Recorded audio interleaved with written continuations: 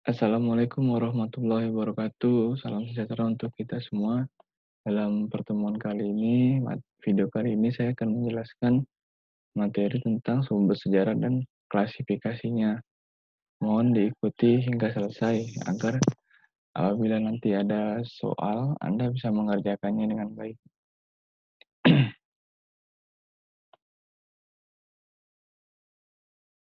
Ini konsep berpikirnya nanti diperhatikan aja ya. Ada sumber sejarah itu nanti kita pelajari ada yang berdasarkan sifat, ada yang berdasarkan bentuk. Pengertian sumber sejarah itu apa? Sumber sejarah itu suatu fondasi bagi sejarawan untuk merekonstruksi peristiwa sejarah. Nah, begitu pula sebaliknya, peristiwa sejarah itu tidak mungkin ada atau dianggap pernah terjadi apabila sumber sejarah itu nggak ada, ya. Ibaratnya suatu rumah, yang dibangun itu kan mesti pertama kali harus membangun fondasi ya, bawahnya itu. Nah, begitu juga dalam sejarah. Dalam sejarah itu harus ada fondasinya. Fondasinya apa? Ya sumber. Kemudian Raden Muhammad Ali mengatakan bahwa sumber sejarah itu sesuatu yang berwujud dan tidak berwujud serta berguna bagi penelitian sejarah Indonesia sejak zaman purba hingga sekarang. Sedangkan Kunto Wijaya menambahkan pengumpulan sumber sejarah itu sebaiknya dikumpulkan sesuai jenis sejarah yang akan ditulis. Ya. Maksudnya gimana? Ya, misalnya kita mau nulis sejarah tentang peristiwa sekitar seperti peristiwa sekitar proklamasi kemerdekaan Indonesia yang terjadi di Jakarta sekitar rumah Bung Karno. Maka tentu saja kita mengumpulkan materi-materi, material-material yang saya buku-buku dan sebagainya eh, tentang peristiwa tersebut yang tahunnya sekitar tahun segitu ya, terutama yang terjadi di Jakarta. Nah, kita bahas dulu sumber sejarah sesuai sifat. Sumber sejarah sesuai sifat nanti ada dua, ada sumber primer dan ada sumber sekunder. Nah, kita bahas yang sumber primer dulu. Sumber primer yaitu sumber yang menunjukkan kesaksian langsung pada saat peristiwa sejarah itu terjadi. Itu kesaksian langsungnya saya garis bawah karena yang namakan sumber primer itu adalah sumber yang berasal dari orang-orang ya, baik dia saksi sejarah, mau dia pelaku sejarah ya, itu yang menyaksikan secara langsung ya. Menyaksikan secara langsung itu gimana? Dia hadir saat peristiwa sejarah itu terjadi. Eh, dia menyaksikan, mendengar, mendengar, merasakan. Pokoknya dia menggunakan panca inderanya, di peristiwa sejarah tersebut ya. Misalnya seorang wartawan yang sedang meliput peristiwa proklamasi kemerdekaan, maka dia termasuk saksi sejarah. Meskipun dia mungkin bukan pelaku, tapi dia saksi. Karena dia menyaksikan langsung dengan mata kepala sendiri. Sumber primer memiliki tingkat kredibilitas paling kuat karena adanya keterlibatan langsung pelaku atau saksi dalam peristiwa sejarah. Dia hadir dari peristiwa sejarah tersebut, menyaksikan, ya, mendengar, merasakan, mencium, gitu ya, menggunakan panca inderanya. Sumber sejarah primer ini disebut sumber sejarah yang memiliki objektivitas paling tinggi karena ya paling mendekati kejadian yang semula atau aslinya seperti apa ya. Paling paling objektif ya. Uh, Primer kuat dia sumber primer sendiri sebenarnya dibagi lagi jadi dua ya, ada sumber primer kuat dan sumber primer lemah.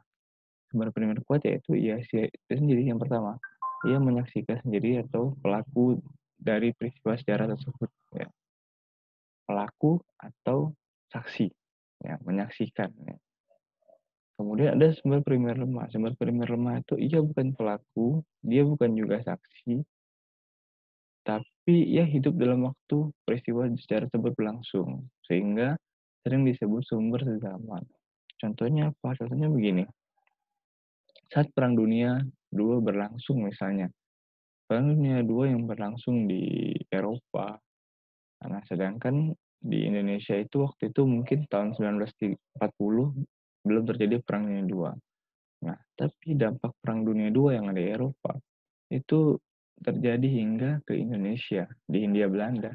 Maka Eee, dia memang tidak menyaksikan, dia tidak memang merasakan, tapi karena itu peristiwa besar dan berdampak ke seluruh dunia, maka dia termasuk sumber sezaman. Setidaknya dia bisa menceritakan, bagaimana peristiwa Perang Dunia II itu mempengaruhi kehidupan, misalnya kehidupan ekonomi, mempengaruhi kehidupan, keamanan misalnya di Hindia Belanda. Itu termasuk primer loh, Mbak, ya. Contoh buku sumber primer apa? Contoh sumber primer apa? Banyak, buku misalnya ya, buku.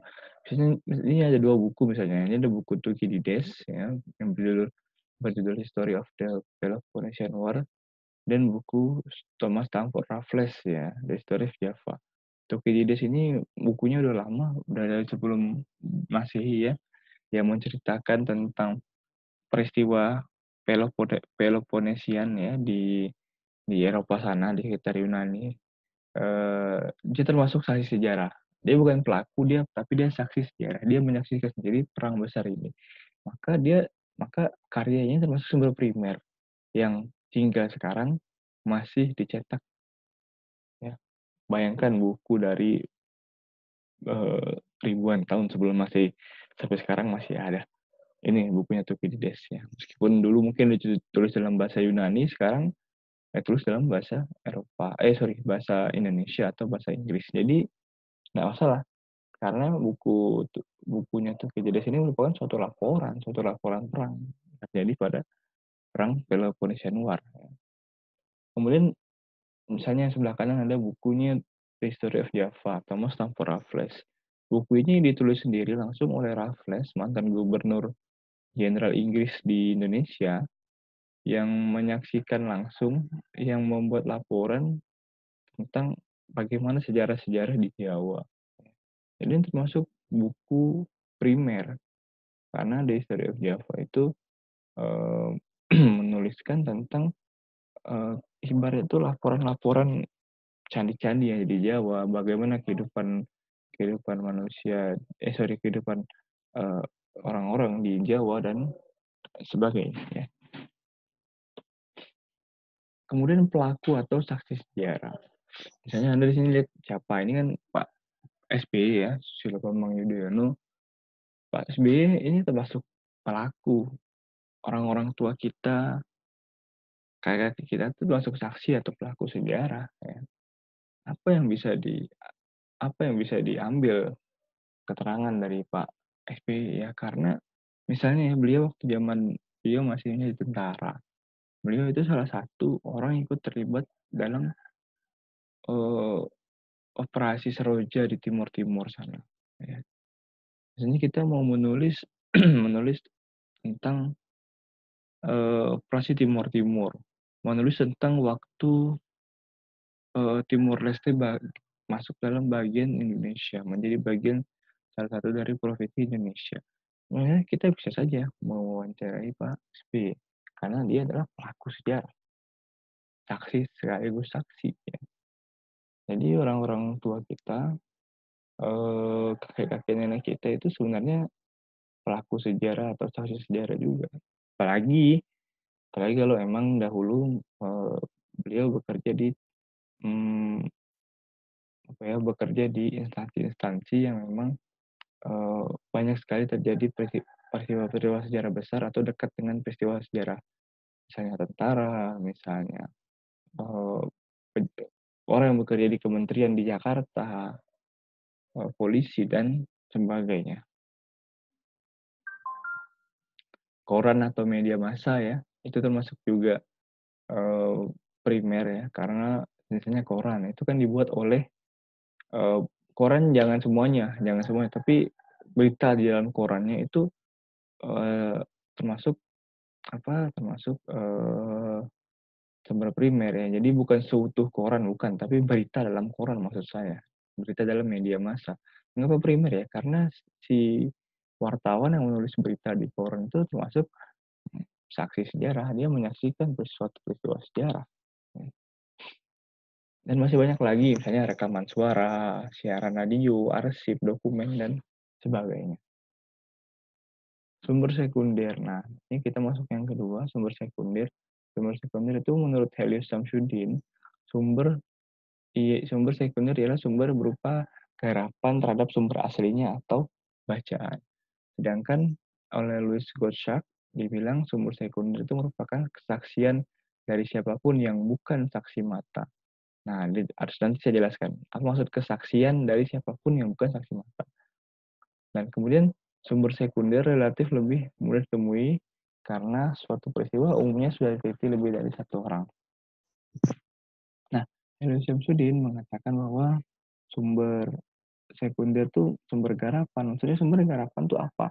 Sumber garapan itu sumber yang mudah diolah. Jadi misalnya ya, Anda lihat di situ ada buku ya, buku The World History ya, karangan McDougall Little. Nah, McDougall Little itu dalam menulis buku World History pasti dia menggunakan salah satu, ya mungkin ada beberapa ya, menggunakan sumber primer. Nah, sumber primer itu kemudian dikemas, bukan dikemas, sumber primer itu kemudian digunakan oleh dia untuk menulis buku ini. Nah, hasil garapan dari hasil garapan atau olahan dari buku-buku yang telah dia baca, buku-buku sumber primer, bahan-bahan sumber primer, koran, buku, dan sebagainya, atau wawancara yang udah dia baca sebagai sumber primer, dan menghasilkan suatu produk baru yang misalnya kita contohkan dalam buku War History itu, maka itulah yang dimaksud dengan sumber garapan atau sumber yang dia diolah, sumber sekunder namanya. Ya, jadi bukan sumber yang asli lagi. Ya. Begitu juga misalnya Anda misalnya ingin menulis peristiwa mandor misalnya di di Kalimantan Barat. Maka Anda untuk menulis peristiwa mandor, Anda mencari sumber-sumbernya.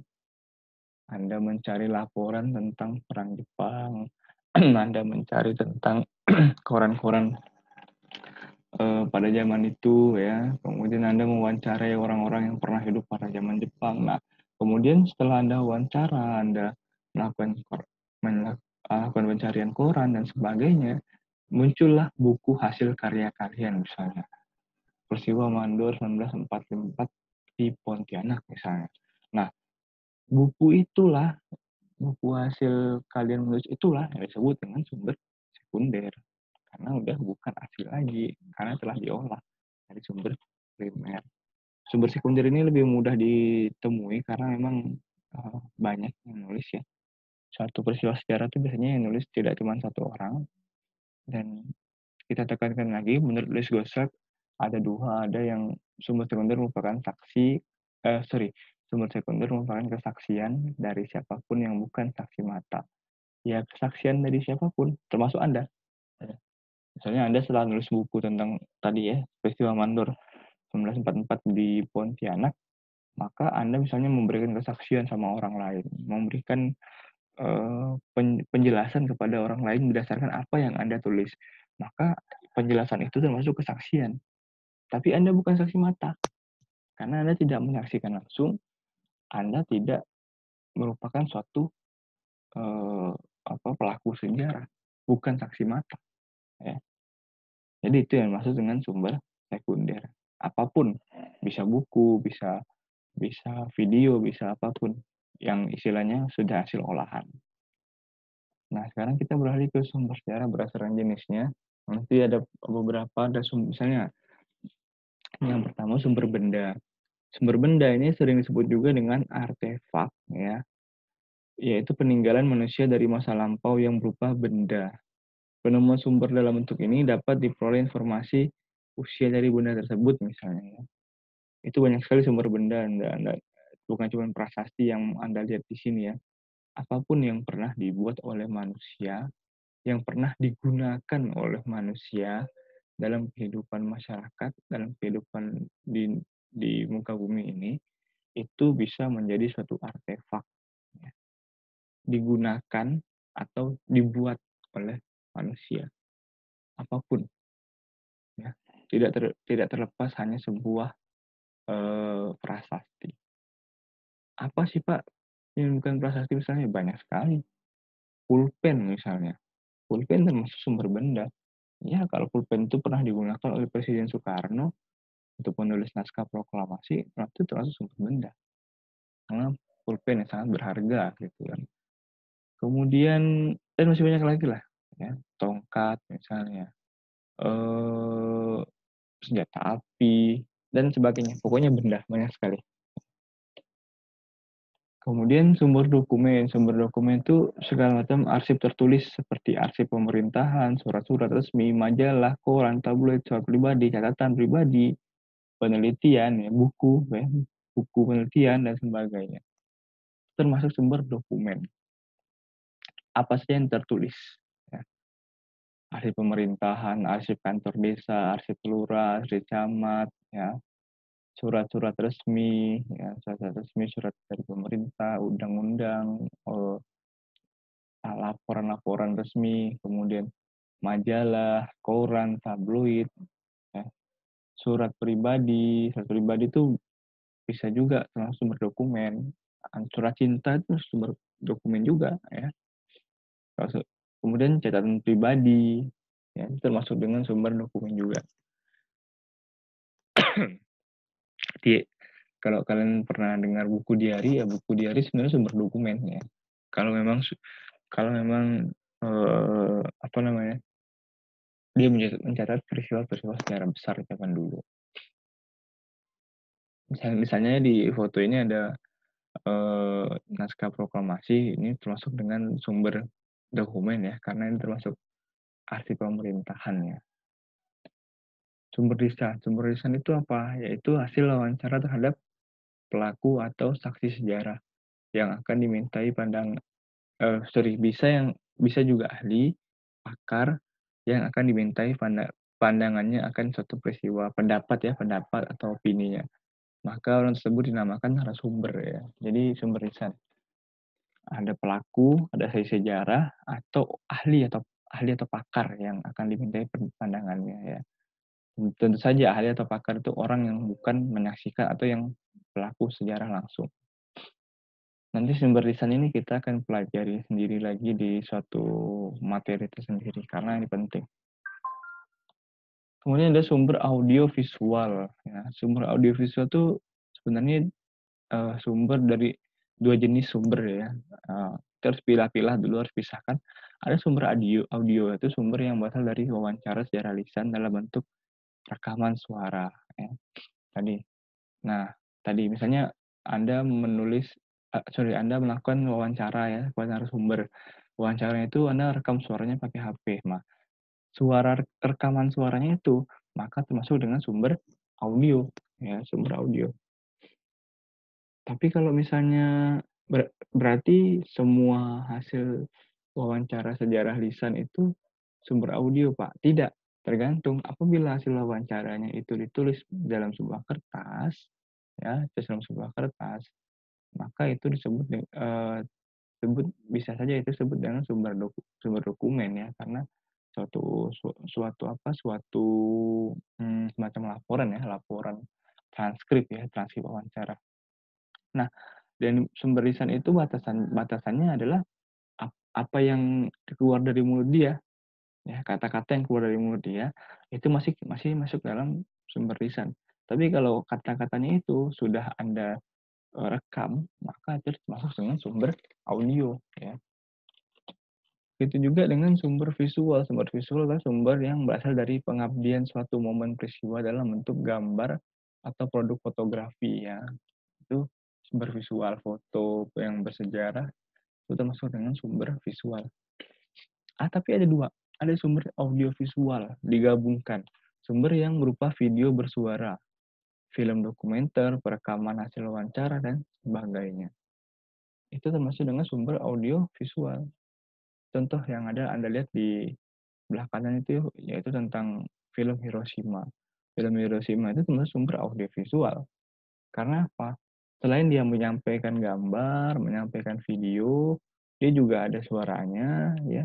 Dia juga terdapat kesaksian para ahli sejarah, kesaksian-kesaksian, berita-berita ya, dan kesaksian-kesaksian, pelaku dan saksi sejarah langsung. Jadi itu termasuk sumber audiovisual. Anda bisa menyaksikan berdasarkan, dari mata Anda sendiri ya, Anda juga bisa mendengar. Maka 2, audio dan visual. Jadi film dokumenter misalnya ya, itu termasuk sumber audiovisual. Terakhir adalah sumber digital. Sumber digital ini unik, yaitu sumber yang tersedia dan dapat diakses secara digital, baik yang tersimpan dalam alat penyimpanan maupun internet ya.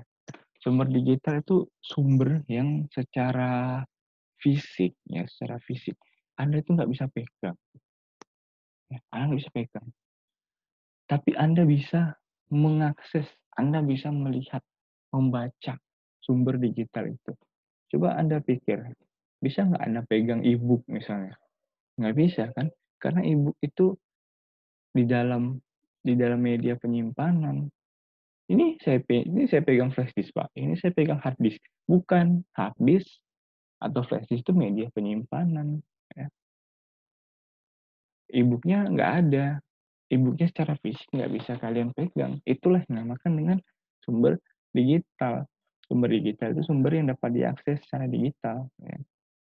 Baik yang tersimpan dalam alat penyimpanan tadi yang saya sebutkan, flash disk, hard disk, ya, maupun di internet.